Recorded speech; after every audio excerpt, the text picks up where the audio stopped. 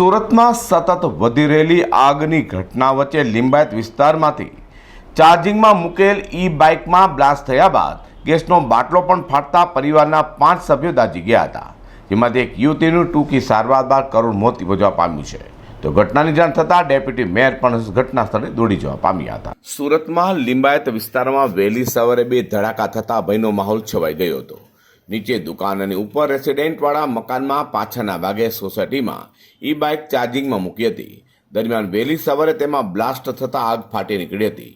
વાત એમ છે કે સુરતના લિંબાયતના ગોડાદરા વિસ્તારમાં એક મકાનમાં બાઇકને ચાર્જિંગમાં મૂકવામાં આવી હતી, જે બાઇકમાં બ્લાસ્ટ થતાં આગ લાગી હતી.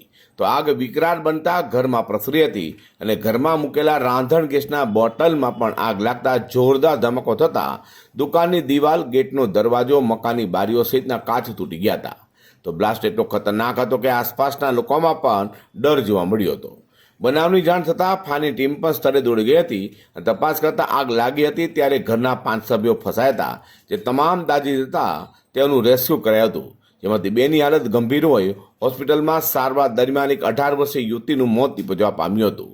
બનાવની જાણ થતાં ડેપ્યુટી મેયર નરેન્દ્ર પાટીલ પણ સ્થળે દોડી ગયા હતા. ઇલેક્ટ્રિક વાહનોમાં વારંવાર આગની ઘટનાઓ બની રહી છે, ત્યારે લિંબાયત વિસ્તારમાં ઇલેક્ટ્રિક બાઇકની આગ જીવલેણ બની હતી. હાલ પણ દાઝેલાઓને હોસ્પિટલમાં સારવાર અપાઈ રહી છે. Bureau report G10 news.